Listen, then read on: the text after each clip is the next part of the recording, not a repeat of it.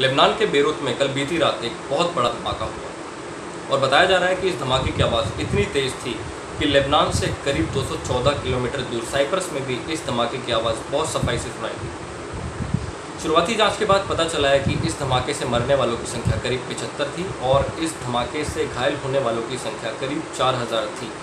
जो कि अब समय के साथ जांच की जाए तो शायद इस संख्या में वृद्धि आने के पूरे आसार हैं। इस घटना पर जब थोड़ी जांच पड़ताल और हुई और जांच पड़ताल होने के बाद लेबनान के जो प्रधानमंत्री हैं हसन दियाब, उन्होंने प्रेस वार्ता को संबोधित किया। प्रेस वार्ता को संबोधित करते हुए उन्होंने इस घटना के पीछे का जो मुख्य कारण है उसका कारण यह बताया कि जो 2750 टन अमोनियम नाइट्रेट बेरूत के एक वेयरहाउस में पिछले 6 सालों से रखा हुआ था, कहीं ना कहीं इस घटना के पीछे, इस धमाके के पीछे उस वेयरहाउस का ही हाथ है और उस वेयरहाउस में ही वो धमाका हुआ है जिससे इस तरीके का भयावह मंजर लेबनान में हो गया है। साथ ही साथ उन्होंने ये भी कहा कि इस घटना के पीछे, इस घटना के प्रकरण के पीछे जो भी कोई लापरवाही बरती गई है, जिसके द्वारा भी लापरवाही बरती गई है, उनको बिल्कुल भी बख्शा नहीं जाएगा और उन्हें उचित दंड दिया जाएगा, उचित सज़ा दी जाएगी। आपको बता दें कि अमोनियम नाइट्रेट एक बहुत ही खतरनाक रसायन है और मुख्यतः इसका प्रयोग 2 चीज़ों के लिए किया जाता है। इसका पहला प्रयोग जो होता है वो होता है खाद एवं जो खाद्य उर्वरक होते हैं उन्हें बनाने के लिए इसका प्रयोग किया जाता है, और इसका जो दूसरा प्रयोग होता है ये एक विस्फोटक की तरह प्रयोग किया जाता है ताकि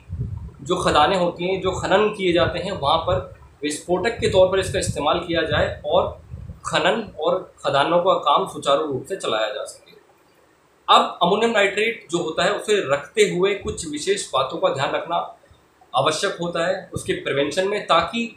आसपास के इलाके में किसी तरीके की दुर्घटना, किसी तरीके का एक्सीडेंट होने का डर ना रहे। तो इसमें मुख्यतः ये होता है कि जहाँ भी आपका अमोनियम नाइट्रेट रखा हुआ है और जहाँ भी आपका अमोनियम नाइट्रेट का वेयरहाउस है उसके आसपास ना तो कोई ज्वलनशील पदार्थ हो और ना ही वहाँ पर कोई ऐसी तरीके की गतिविधियाँ की जाती हों जिससे वहाँ पर आग लगने की संभावना हो सके। अब इसके बावजूद भी वहाँ पर ये बताया जा रहा है लेबनान में उस वेयरहाउस में जो बेरूत में था कि ये जो अमोनियम नाइट्रेट था ये रखा गया था, लेकिन इसके जो रखते हुए रख रखाव में किसी भी प्रकार की सुरक्षा का ध्यान नहीं दिया गया था, ऐसा सूत्रों के हवाले से हमें पता चला है। और ऐसा ही कुछ जो लेबनान के प्रधानमंत्री हैं उन्होंने प्रेस वार्ता को संबोधित करते हुए बताया। बहरहाल अब देखना है कि इस मुद्दे की जांच के बाद जब पूरी कड़ियाँ सुलझेंगी, जब पूरी गुत्थी सुलझेगी, तो इस घटना के पीछे, इस प्रकरण के पीछे किसका हाथ है, कैसे ये दुर्घटना हुई है और किन लापरवाहियों के द्वारा ये दुर्घटना हुई है, ये पूरे देश को, पूरी दुनिया को पता चल सके। अभी की रिपोर्ट में इतना ही। अगली रिपोर्ट तक के लिए नमस्कार मित्रों, जय।